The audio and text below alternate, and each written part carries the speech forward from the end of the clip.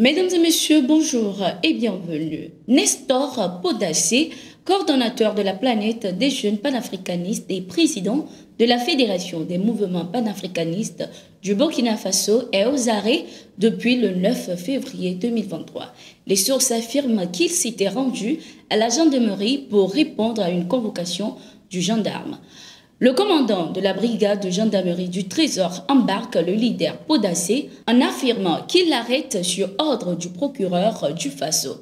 Il ne lui a pas donné le temps d'informer sa famille ni porter à sa connaissance les chefs d'accusation portés contre lui. Le commandant affirmera qu'il partait le présenter au procureur et que là, il sera édifié. Contrairement à ce qu'on nous a laissé croire, M. Podassé sera déposé directement à la maison d'arrêt et de correction de Bobo-Dioulasso, a expliqué le chargé de communication et des médias Adama Inassé dans une conférence ce 11 février 2023. Selon les informations, la France serait à la base de l'arrestation de l'activiste. Il lui serait reproché son intervention sur Afrique Média lors des événements du 30 septembre au 2 octobre 2022 au Burkina Faso. La France, par l'intermédiaire de son ambassadeur Luc Alade, a porté plainte pour menaces sous condition contre les ressortissants français depuis le mois d'octobre, affirme le camarade du panafricaniste.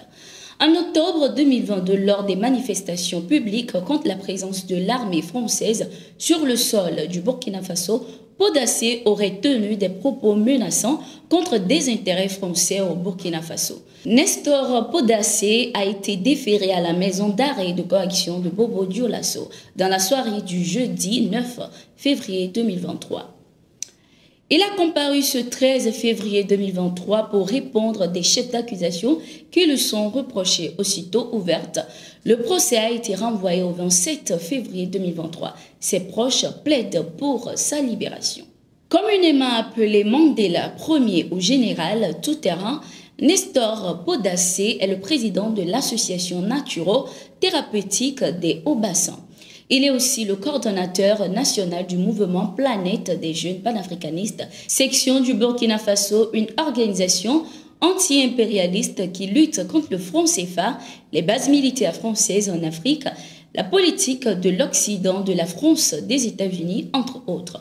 De nationalité burkinabé, Nestor Podassé est né en Côte d'Ivoire, où il a commencé son école primaire avant de continuer son parcours au Burkina Faso.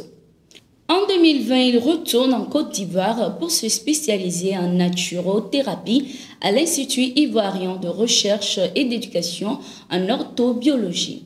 À son retour, il crée son cabinet à Bobo-Dioulasso. Nestor Podassé a été désigné en 2021 coordonnateur national de Planète des jeunes panafricains, section du Burkina Faso. Le colonel Ismaël Ouagueya, ministre chargé de la réconciliation et de la cohésion nationale, a rencontré ce 15 février 2023 les ambassadeurs des pays membres de l'accord d'Alger.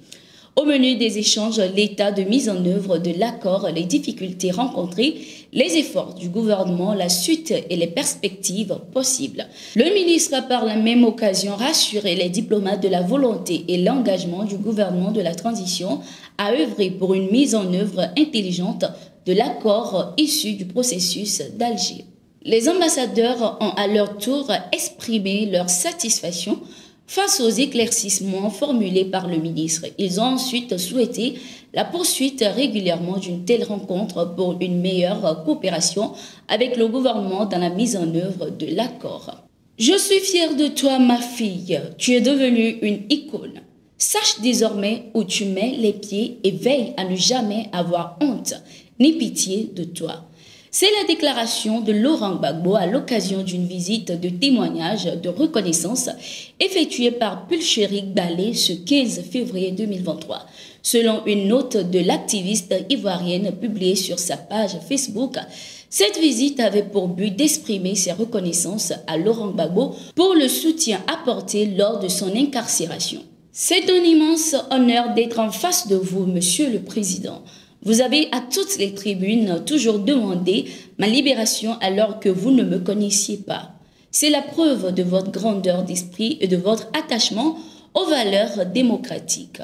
Monsieur le Président, J'ai eu les échos de vos actions, celles de votre épouse et de vos collaborateurs à mon endroit et celui de ma famille. Je ne pouvais pas rester indifférente face à cela. C'est pourquoi je suis venue par devoir de reconnaissance jusqu'à vous pour remercier de vive voix. Merci, Monsieur le Président, a-t-elle affirmé à l'égard de Laurent Gbagbo. La militante des droits de l'homme Puchirik Balé a été libérée sous condition le 4 février 2023 après avoir été incarcérée durant plus de 5 mois pour entente avec les agents d'une puissance étrangère suite à ses déclarations sur l'affaire des 49 militaires ivoiriens détenus au Mali. 3 membres d'un gang spécialisé dans les attaques à main armée dans les régions de Lamé et de l'Indénié Djoua-Blanc en Côte d'Ivoire ont été arrêtés par la gendarmerie nationale. Selon les témoignages, cette arrestation survient après l'attaque d'un supermarché à Tankessé dans le département de Koufao le samedi 14 janvier 2023 par ce groupe criminel. Suite à cela, une enquête a été immédiatement ouverte et parvient quelques semaines plus tard à mettre la main sur certains membres de ce gang. Merci d'être resté avec nous, c'est la fin de ce numéro de Gatingo. Nous sommes en continu sur nos différentes plateformes.